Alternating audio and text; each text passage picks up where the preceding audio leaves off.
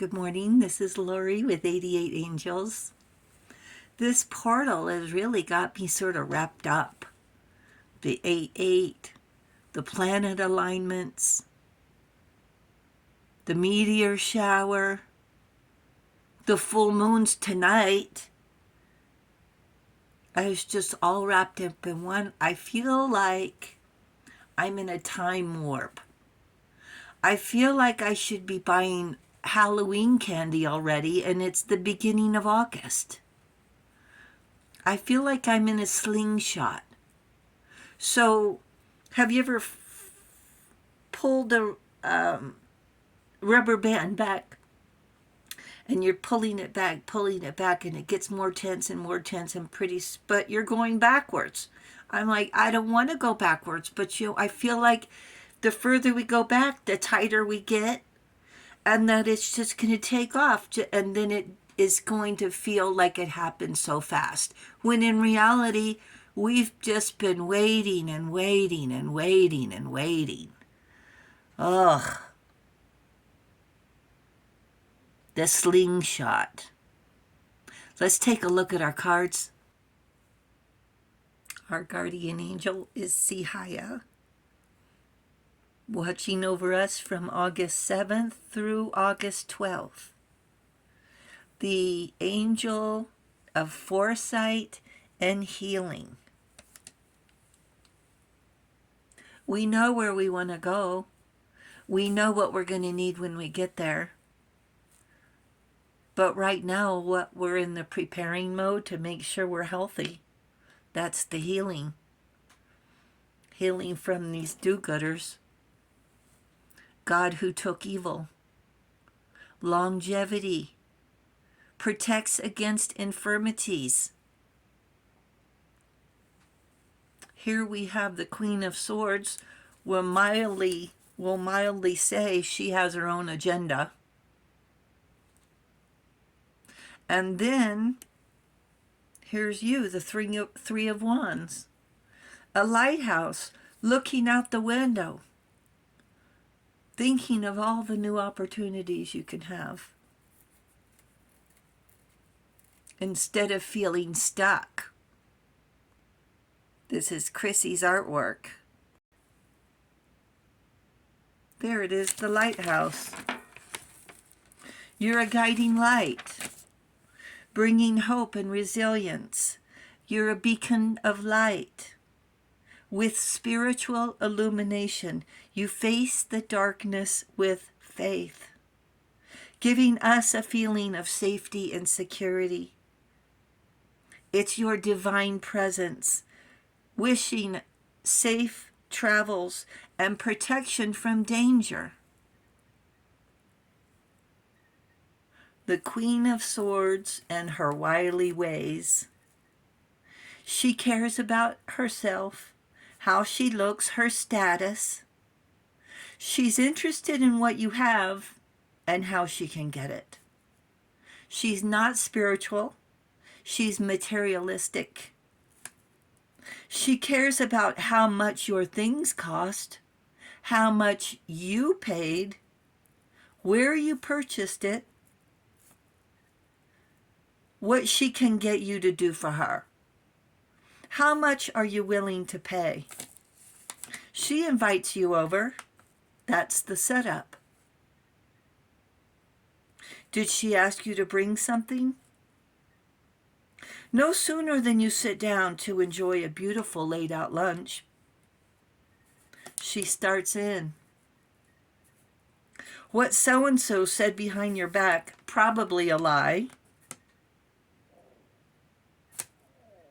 goading you to get you upset, so upset you may not be able to eat. But their appetite is endless. The more they upset you, the better day they will have. Look at the black cloud over the lighthouse, and no one's on the pier. This is a lonely picture, isn't it? Your reaction to the Queen of Swords is the Three of Wands. Leave. They're trying to dim your light. through manipulation and triangulation. Feel your life source draining away, your vitality. And when you finally muster up the courage to call it a day, they will ask for another favor. And you're in such a rush, so upset to leave, to get out of there, to get out of that energy. You leave behind dishes, but rack up the loss to experience and hit the road. Safe travels. Now you have to recover.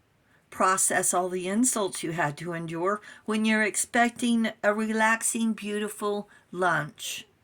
And it was an unexpected attack by a loved one. And it's like a breakup without an explanation. What did I do? They wanted one last hurrah, a desperate one at that. They thrive on supply. They set you up to be the victim that day. Because they felt like it. You didn't do anything. They dish it out whenever they think they can get away with it, and there were no witnesses. Who's going to believe you?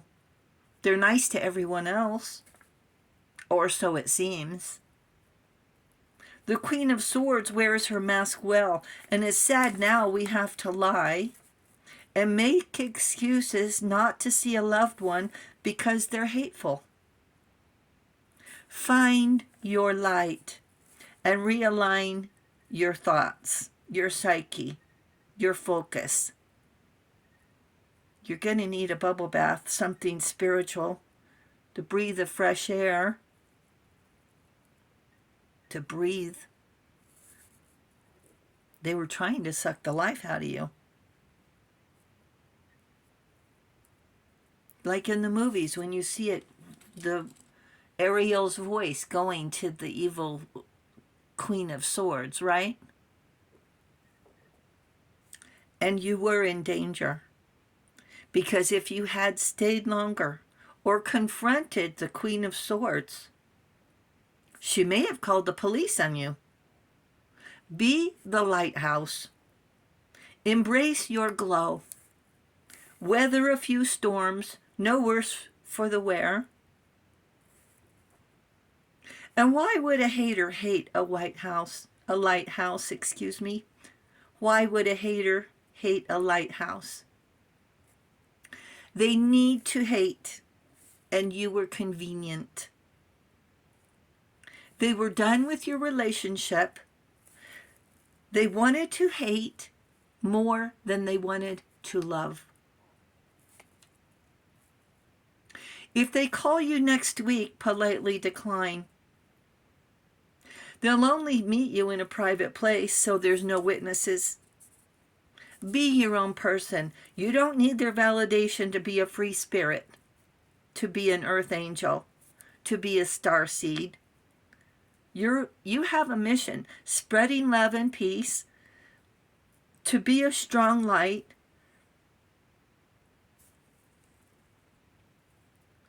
If you think they'll change, you're wasting your time.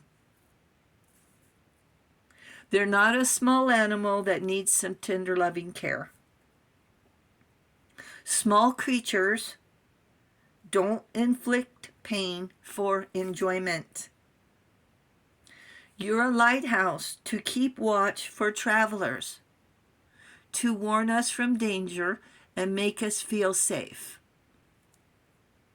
Angels say, your light will endure.